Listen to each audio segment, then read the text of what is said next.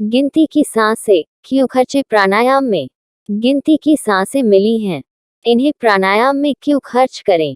श्वास की विधि में तो ज्यादा श्वासें खर्च होंगी, हमें गिनती की ही तो श्वासें मिली हैं, ऐसा कतिपय आत्मघातियों द्वारा कहा जाता है। आज का लेख इसी टॉपिक पर। हमने हमेशा आत्मसाधकों से और अपने बड़े बूढ़ों को यही कहते हुए सुना है कि हमें गिनती की ही तो श्वासें मिली हुई है। मुझे याद है पहले पहल जब मैंने ध्यान प्रयोग शुरू किया था तो एक मित्र ने मुझे कहा भी था कि तुम जो ध्यान में ये जल्दी जल्दी और तेज श्वास ले रहे हो इससे श्वास कम हो रही है, हमें गिनती की ही तो श्वासें मिली है। यदि हम भाव से भरकर विचार करें तो ये बात सही लगती है कि हमें गिनती की ही श्वासें मिली है। जिस दिन आखिरी श्वास आएगी उसके बाद कोई श्वास नहीं मिलेगी, तो पहली श्वास और आखिरी श्वास के बीच की श्वासें तो गिनती की ही हुई ना। यदि दुर्घटनावश किसी की श्वास बीच में ही रुक जाए, किसी को हृदयघात हो जाए, तो हम यही तो कहते हैं कि भगवान से इतनी ही श्वासें मिली थी। वैज्ञानिक दृष्टिकोण से यदि हम देखेंगे तो हमें ये लगेगा कि प्रकृति में कितनी तो हवा है, जितनी श्वास हम लेना चाहें ले सकते हैं। जिस दिन हमारा शरीर जराजीर्ण होकर श्वास लेने में असमर्थ होगा, श्वास तह ही रुक जाएगी। इसमें इतनी चिंता क्या करना।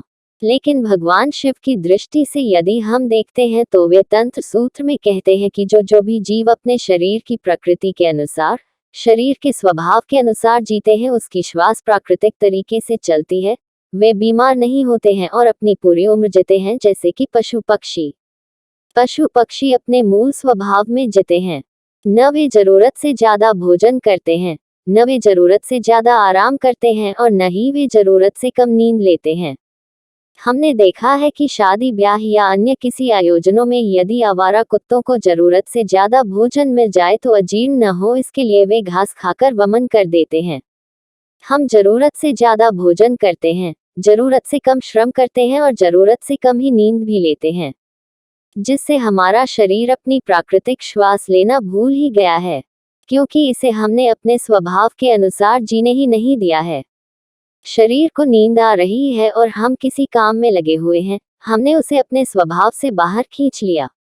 पेट भर गया है और फिर भी हम खाए चले जा रहे हैं, हमने इसे अपने स्वभाव से बाहर खींच लिया है। पैर नाचने के लिए थिरकने लगे हैं और हमने शरीर को नाचने से रोक दिया, हमने फिर इसे अपने स्वभाव से बाहर खींच लिया है। हम अपने शरीर के स्वभाव को अनदेखा कर देते हैं, जिससे हमारा शरीर अपने मूल स्वभाव को भूल ही गया है, जिससे शरीर में तनाव, थकान और विभिन्न प्रकार की तकलीफें शुरू हो जाती है और हमारी श्वास अपनी वास्तविक लय खो देती है।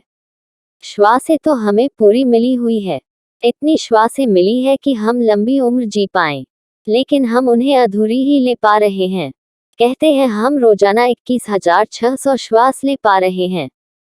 रोजाना हमारी 21,600 श्वासें जाया हो रही है।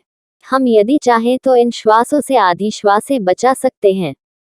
हम चाहें तो इन 21,600 श्वासों में से आधी श्वास यानी 10,800 श्वासें रोजाना बचा सकते हैं। श्वासें बचेंगी श्वास को पूरी लेने पर, अधूरी लेने पर नहीं। सीने तक श्वास लेना अधूरी श्वास लेना है और नाभि तक श्वास लेना पूरी श्वास लेना है। हम पूरी श्वास नहीं लेते हैं। वर्तमान में हमारी श्वास सिर्फ सीने तक ही जा पाती है, यानी हमारी श्वास आधी दूरी ही तय करती है, अधूरी ही वापस लौट आती है। यदि हम अपनी श्वास को पूरी दूरी तय करने देते हैं, अर्थात सीने की अपेक्षा नाभि तक जाने देते हैं, तो हम अपनी प्राकृतिक श्वास को पा लेंगे, श्वास अपनी लय को पा लेगी और हम अपनी श्वासों को बचा पाएंगे।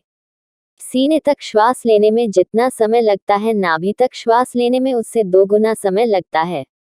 यदि सीने तक श्वास लेने में 2 सेकंड लगते हैं तो नाभि तक श्वास लेने में 4 सेकंड लगेंगे, यानी 2 सेकंड में जो श्वास हम लेते हैं उसे लेने में 4 सेकंड लगेंगे।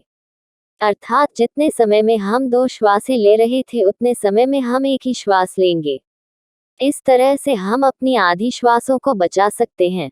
नाभि तक श्वास लेना प्राकृतिक श्वास लेना है और सीने तक श्वास लेना अप्राकृतिक श्वास लेना है।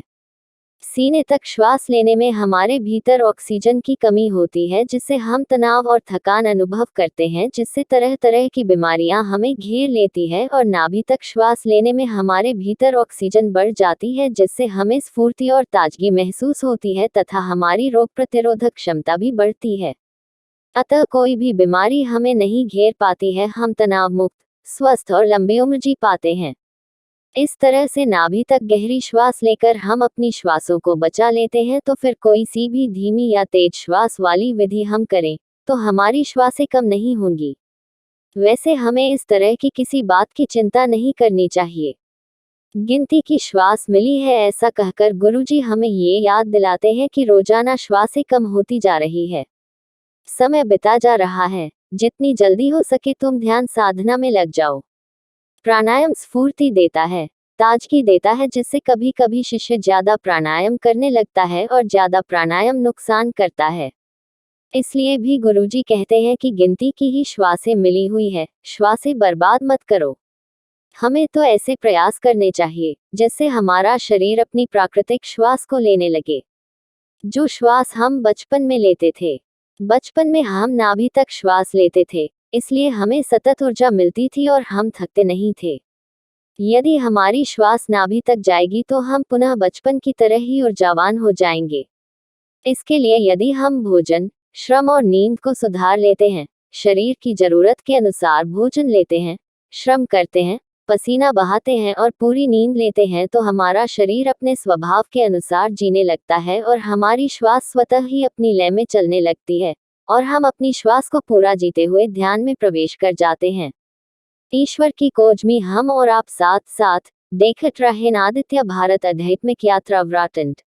आओ चले ईश्वर की खोज में आप और हम एक साथ देखते रहे आदित्य भारत की आध्यात्मिक यात्रा की खास रिपोर्ट। देश दुनिया की विशेष खबरों को अलग नजर और अंदाज में देखने के लिए हमारे चैनल को सब्सक्राइब करें, लाइक करें और शेयर करें। खबर पर कमेंट करें।